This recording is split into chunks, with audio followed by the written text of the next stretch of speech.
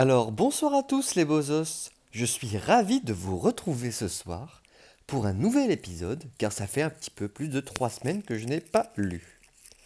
Du coup ce soir je vais vous lire le chapitre numéro 24 qui s'intitule Le rêve. Le voyage du retour fut particulièrement confus. Je courus sur les toits, dépassai la vieille église et descendis la longue route menant à Magdalene. Une fois dans la résidence, un bras jaillit d'une fenêtre et m'attira de force à l'intérieur d'un bâtiment. Le gouverneur. Il m'attendait. Sans un mot, il me fit franchir une porte. Retourner vers la cour est. À travers des couloirs vides, traverser les cloîtres, gravir les marches. Je n'osais pas émettre un son. Dès que nous fûmes dans notre tour, je m'écroulai au sol près de la cheminée. Mes doigts laissèrent des traînées noires de pollen sur le tapis. On aurait dit de la suie. Sans s'arrêter, le gouverneur verrouilla la porte, éteignit le gramophone et tira tous les rideaux de la chambre.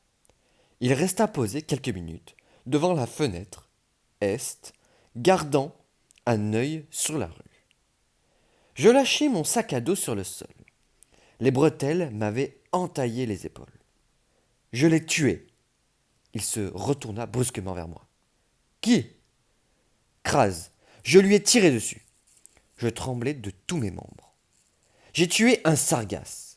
Elle va me tuer à son tour. Vous allez me tuer. Non. Et pourquoi pas? La perte d'un sargasse ne m'affecte pas. Il pivota de nouveau vers la fenêtre. Tu es certaine qu'il est mort? Bien sûr qu'il est mort. Je l'ai eu en pleine tête et à bout portant. Les balles ne peuvent pas nous tuer. Tu aurais dû te servir du pollen. Oui. Je m'efforçai de ralentir ma respiration. C'est ce que j'ai fait. Il demeura muet pendant un long moment. Je restai assise là, cernée par l'épreuve, sentant mes poumons sur le point d'exploser. Si un sargasse a été assassiné par une humaine, finit-il par déclarer, Nashira fera tout pour éviter d'ébruiter la chose. Notre immortalité ne doit pas être mise en question. Parce que vous ne l'êtes pas vraiment. Nous ne sommes pas indestructibles. Il s'accroupit devant moi pour me regarder dans le blanc des yeux. Est-ce que quelqu'un t'a vu? Non. Attendez, si, t'es rebelle. T'es rebelle ne dévoilera pas ton secret. Si elle est la seule, nous n'avons rien à craindre. Tuban était là lui aussi. Il y a eu une explosion. Je redressai le menton. Vous étiez au courant? J'ai senti que tu étais en danger. J'avais posté quelqu'un près du manoir pour créer une diversion le cas échéant. Tout ce que Nashira saura, c'est qu'une bougie a été laissée trop près d'une fuite de gaz. Cela ne me réconforta guère. J'avais désormais ôté 3 vies, sans compter celles que j'avais échoué à sauver. Tu saignes. Je m'observais dans le miroir de la salle de bain, que je distinguais à travers la porte ouverte.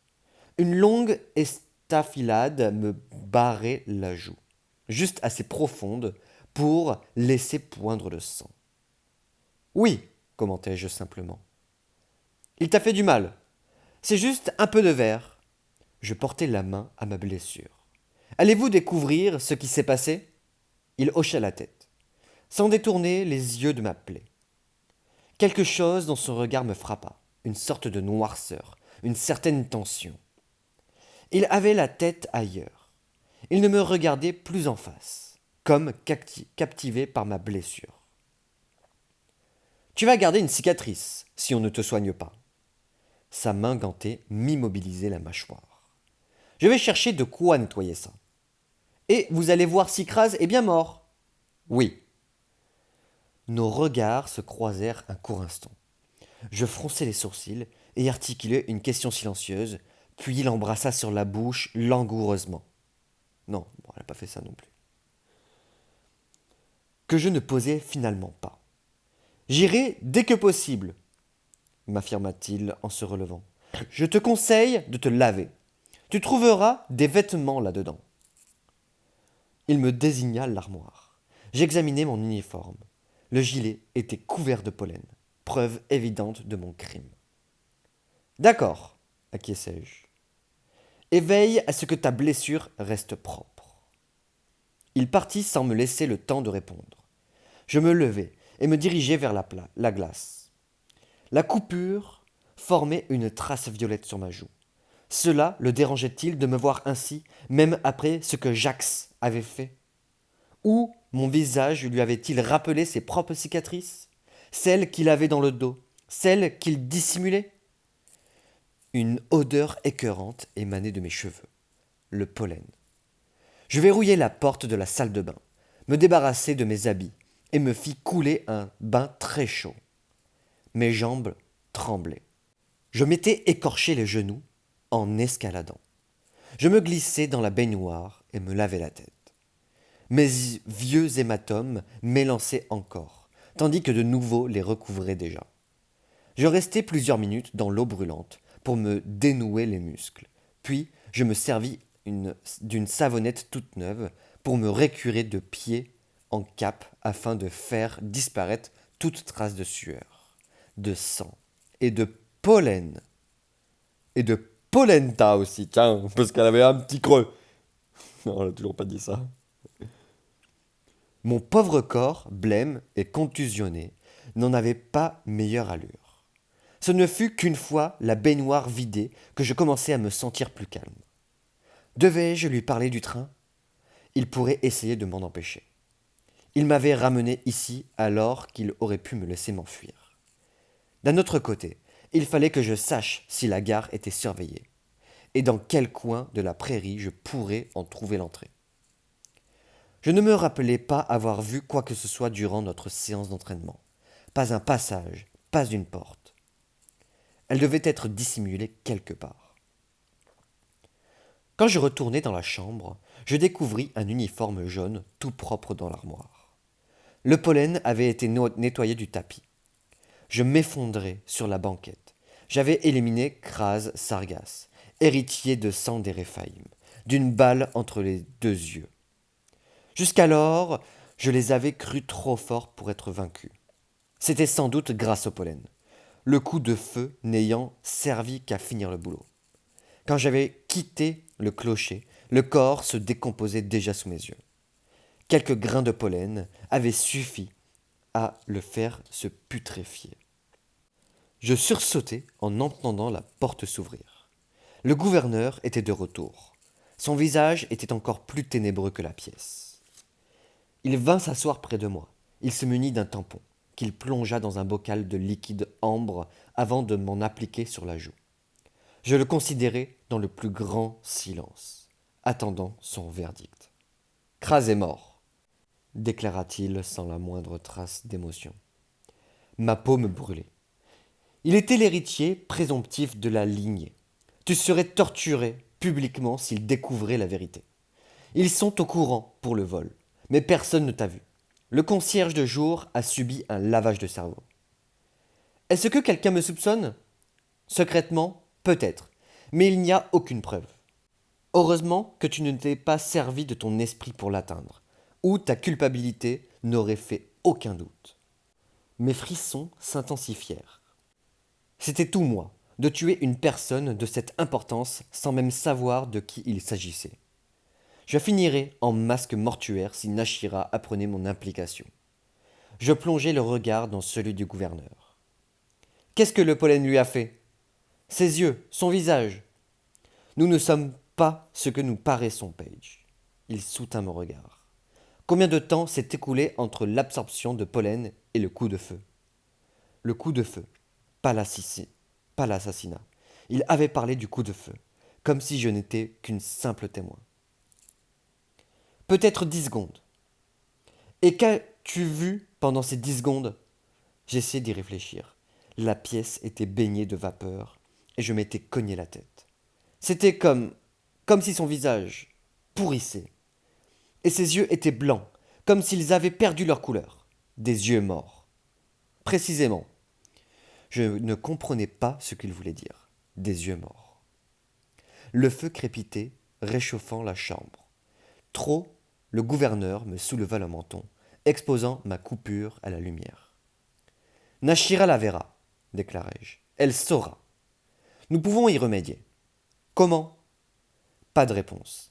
Chaque fois que je lui demandais comment ou pourquoi, la conversation semblait le lasser. Il approcha de son bureau et en sortit un cylindre métallique, assez petit pour tenir dans une poche. Les lettres Sion Aide étaient imprimées dessus.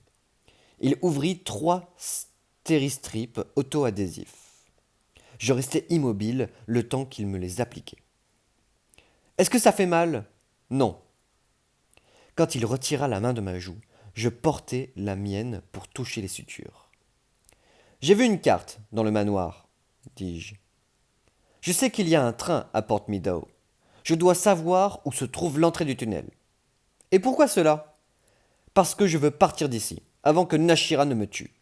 Je vois. Le gouverneur retourna à son fauteuil. Et tu t'imagines que je vais te laisser filer? Oui, en effet. Je brandis la tabatière vers lui.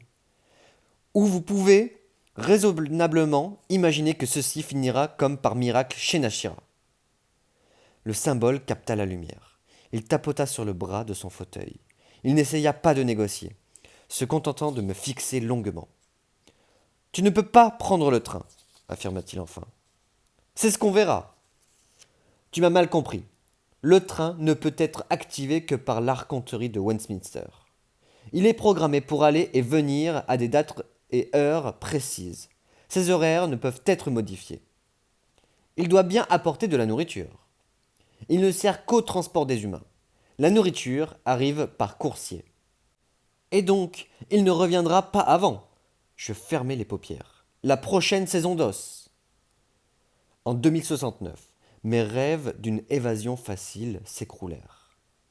J'allais bel et bien devoir traverser le champ de mine, finalement. Je te déconseille fortement de tenter de partir à pied, déclara-t-il, comme s'il avait lu dans mes pensées.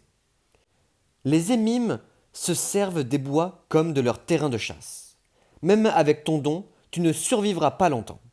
Pas face à une meute entière. Je ne peux plus attendre. Je serrai mes accoudoirs à m'en faire pâlir les jointures. Je dois partir. Vous savez pertinemment qu'elle va me tuer.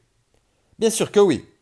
Maintenant que ton don est arrivé à maturité, elle crève d'envie de s'en emparer. Elle ne tardera plus à passer à l'offensive. Je me crispais. Arrivé à maturité, tu as pris possession de 12 à la citadelle. Je t'ai vu faire.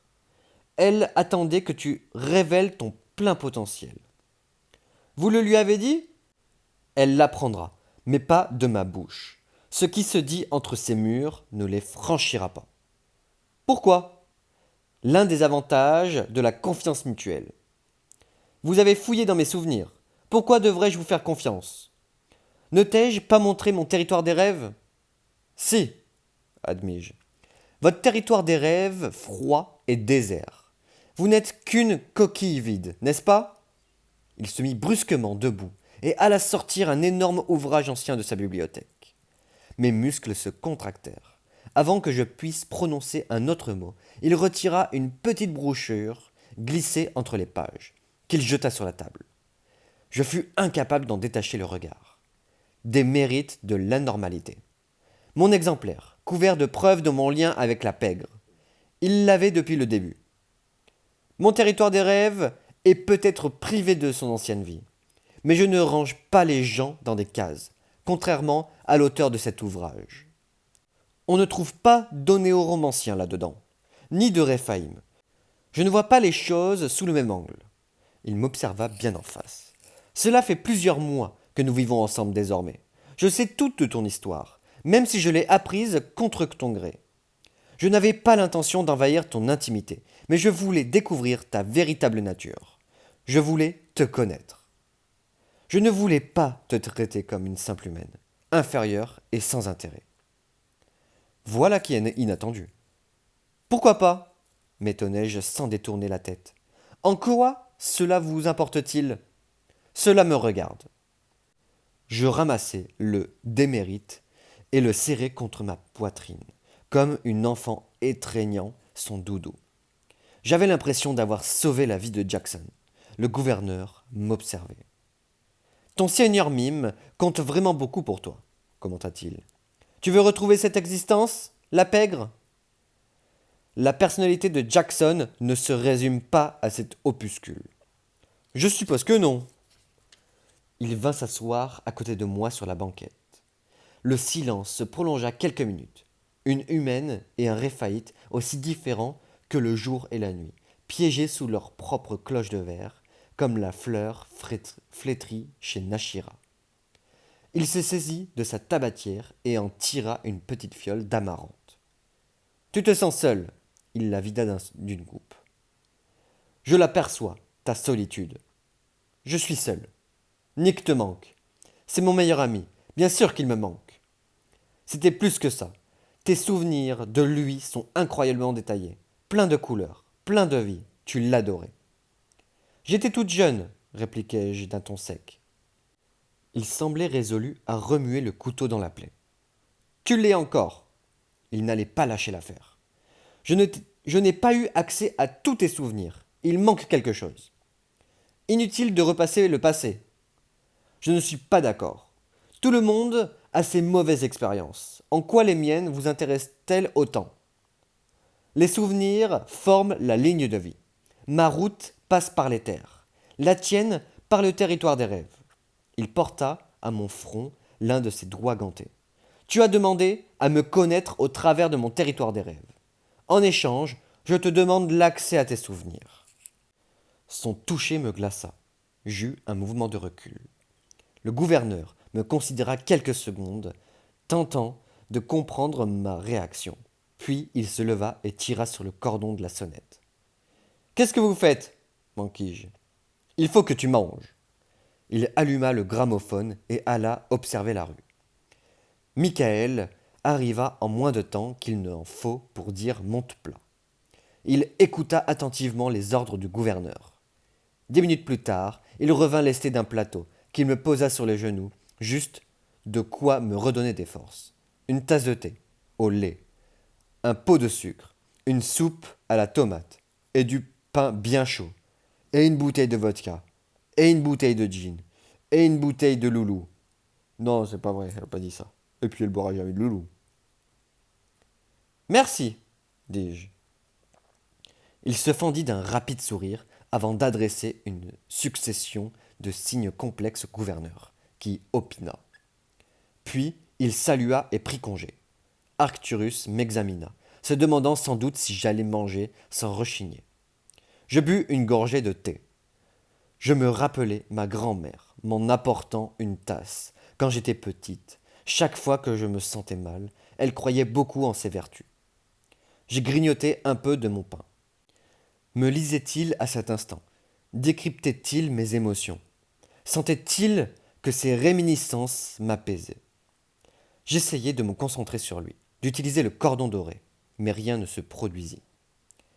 Quand j'eus terminé, il me débarrassa de mon plateau et le posa sur la table basse, avant de revenir s'asseoir près de moi. Je me raclai la gorge. Grrrm. Que vous a dit Michael? Que Nashira avait convoqué les Sargasses dans sa résidence. Il sait laisser traîner ses oreilles là où il faut, précisa-t-il d'un ton légèrement amusé. Il me rapporte nombre d'informations provenant des couloirs de la reine. Son amoureuse présumée empêche celle-ci de voir ses pensées et venues. Ainsi donc, Michael aimait à espionner. Je saurais m'en souvenir. Elle va lui parler de Kraz. Je me massai les tempes. Je n'avais pas l'intention de le tuer. Je voulais juste... Lui t'aurait tué. Kraz vouait une haine terrible aux humains. Le jour de notre révélation, il avait prévu d'attirer vos enfants dans nos villes de contrôle. Il avait un penchant pour leurs petits os fins, pour la cléromancie. J'en fus toute retournée. La cléromancie nécessitait l'emploi d'objets que les esprits disposaient, en des motifs précis ou orientés dans une direction particulière. Certains utilisaient des aiguilles, d'autres des dés ou des clés. Les ostéomanciens préféraient les os et se servaient généralement sur les squelettes les plus vieux par respect pour les morts. Si Kraz utilisait ceux de jeunes enfants pour son art, j'étais heureuse de l'avoir tué. « Je suis content qu'il soit mort, déclara le gouverneur. C'était un vrai fléau pour ce monde. Je restai coite. Tu te sens coupable, devina-t-il. Surtout effrayé. De quoi?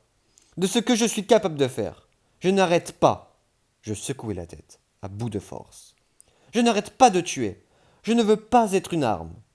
Ton don est instable, mais il te permet de rester en vie. Il te sert de bouclier. Ce n'est pas un bouclier, c'est un flingue. Je suis assise en permanence sur une caisse d'explosifs. J'observais les motifs du tapis. Je fais du mal aux gens. C'est ça, mon don. Pas exprès. Tu ne t'en es pas toujours su capable. Un éclat de rire vide m'échappa. Oh, je m'en savais capable.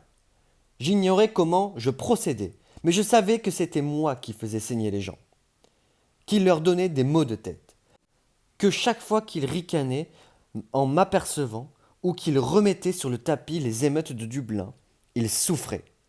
Tout ça parce que je les bousculais mentalement. D'une certaine manière, ça me plaisait. Même à 10 ans, ça me plaisait. J'adorais leur rendre la monnaie de leurs pièces. C'était mon petit secret. Ils soutenaient mon regard. Je ne suis pas comme les sensoriels ou les médiums. Je ne me sers pas des esprits pour avoir un peu de compagnie ou me détendre. Je suis l'un d'eux. Vous comprenez? Je peux mourir quand je veux, devenir un esprit quand je le désire. Cela terrorise les autres, et les autres me font peur. Tu es effectivement différente, déclara-t-il. Mais tu ne dois pas les craindre pour autant. Bien sûr que si. Mon esprit est dangereux. Tu n'as pas peur du danger, Paige. Crois-moi. Même au contraire, tu t'en nourris. Tu as accepté de travailler pour Jackson Hall, tout en sachant pertinemment que cela réduirait conséquemment ta durée de vie. Tu connaissais les risques. J'avais besoin de cet argent. Ton père travaille pour Sion. Tu avais tout l'argent qu'il te fallait. Je doute pourtant que tu t'en sois jamais servi. Le danger te rapproche de l'éther, renchérit-il. C'est pour cela que tu ne manques jamais une occasion de l'affronter. Pas du tout. Je ne suis pas accro à l'adrénaline. Je voulais juste me retrouver avec d'autres voyants. Une pointe de colère tapissait désormais ma voix. Je ne voulais pas vivre comme n'importe quelle écolière de Sion conditionnée. Je voulais faire partie de quelque chose. Je voulais compter. Est-ce donc si compliqué à comprendre? Ce n'étaient pas les seules raisons. Tu pensais toujours à une personne en particulier. Taisez-vous! J'en avais les lèvres qui tremblaient. Tu pensais à Nick. Son regard se durcit. Tu l'aimais. Tu l'aurais suivi n'importe où. Je ne veux pas parler de ça. Pourquoi pas? Parce que cela m'appartient. C'est personnel. Vous autres, onéoromanciens, n'avez donc aucune notion du concept d'intimité. Tu as gardé ce secret pour toi bien trop longtemps. Il ne me toucha pas, mais son regard semblait me fouiller de l'intérieur. Je ne peux pas lire dans tes souvenirs quand tu es éveillé. Mais dès que tu t'endormiras, je trouverai ces images et je te les passerai en rêve, comme je l'ai déjà fait. Tel est le don d'un onéoromancien, de créer un rêve partagé. Je parie que vous ne vous laissez jamais fouiller dans le linge sale des autres, crachai-je avec mépris. Il ne releva pas la pique. Bien sûr, tu peux apprendre à m'exclure de ton esprit, mais tu devrais pour cela connaître le mien presque aussi bien que le tien. Et un esprit aussi vieux que le mien est difficile à cerner. Il marqua une pause, où tu pourrais t'épargner cette peine et me montrer ce que je peux voir. Et qu'est-ce que j'y gagnerais? La mémoire est une barrière. Je l'ai perçue en toi, profondément enfouie dans ton territoire des rêves. Il ne me quitta jamais des yeux. Surmonte cet obstacle et tu t'en libéreras. Ton esprit s'en libérera. Je pris une profonde inspiration. Son offre n'aurait pas dû m'intéresser. Est-ce qu'il suffit que je dorme? Oui, et je peux t'y aider. Il ramassa dans sa tabatière une poignée de feuilles marron cassantes. Voilà ce que les pilules contenaient. Si je te prépare une infusion, la boiras-tu? Je haussai les épaules. Je ne suis plus à une dose près. Le gouverneur me considéra pendant de longues secondes. Très bien, dit-il enfin. Il quittait la pièce. Je supposais qu'il devait y avoir une cuisine dans les étages inférieurs, là où Michael travaillait. Je reposai ma tête sur l'oreiller. Un lent frisson glacial me parcourut la poitrine, emplissant toute ma cage thoracique. J'avais haï le gouverneur avec une telle intensité, à cause de sa nature même, et parce qu'il semblait si bien me comprendre. Je m'étais nourri à cette haine. Et à présent, je m'apprêtais à lui révéler mon souvenir le plus intime. Je pensais savoir de quoi il s'agissait, mais je n'en étais pas sûr. J'allais devoir rêver. Au retour du gouverneur, une résolution ferme s'était emparée de moi. Je lui pris la tasse des mains. Elle était remplie à ras-bord d'un liquide ocre translucide, comme du miel dilué. 3 feuilles flottaient à la surface. Le goût est amer, m'avertit-il, mais cela me permettra de distinguer plus clairement tes souvenirs. Qu'avez-vous vu jusqu'à présent? Des brides, de longues périodes de silence. Tout dépend de ce que tu ressentais à chaque instant et de l'intensité de tes émotions. Tout dépend de combien ce souvenir te dérange. Je contemplais la tisane. Dans ce cas, je ne suis pas certaine d'avoir besoin de ça. Cela te simplifiera la tâche. Il avait sans doute raison. L'idée même d'être confronté à pareille réminiscence me faisait trembler les mains, avec l'impression de m'apprêter à renoncer de nouveau à toute mon existence. Je portais la tasse à mes lèvres. Attends! Je marquai une pause. Paige, tu n'es pas obligé de faire ça. Pour ton propre bien, j'espère que tu le feras. Que tu en seras capable, mais tu peux refuser. Je respecterai ta décision. Je ne suis pas si cruel. Rien n'est pire qu'une histoire sans fin. Et sans lui laisser le temps, je répliquai. Je bus mon infusion. Le gouverneur avait menti. Ce n'était pas seulement amer, c'était le truc le plus dégueulasse que j'eusse jamais goûté. Cela me donna l'impression d'avaler une poignée d'éclats de métal. En une fraction de seconde, je décidai qu'il valait mieux boire 1 litre de javel que de jamais retoucher à la salvia. Le gouverneur me prit le visage entre ses mains. Avale, Paige, avale. J'essayai. Un peu de liquide retomba dans la tasse, mais l'essentiel descendit au fond de ma gorge. Et maintenant, dis-je entre 2 quintes de tout, on attend. Je n'eus pas à patienter longtemps. Je me pliai en 2, soubresautant sous l'assaut des vagues de nausée. Le goût était tellement pénétrant que je craignis de ne jamais m'en débarrasser. Puis les lumières s'éteignirent. Je m'écroulai sur la banquette et sombrai. Waouh! Eh bien, merci beaucoup les bozos de m'avoir écouté pour ce nouvel épisode. C'est vraiment dingue ce qui se passe, hein. On a vraiment hâte de savoir la suite. Bon, je vais essayer de lire le prochain chapitre rapidement. Je vous souhaite tous une excellente soirée. Merci, au revoir les bozos.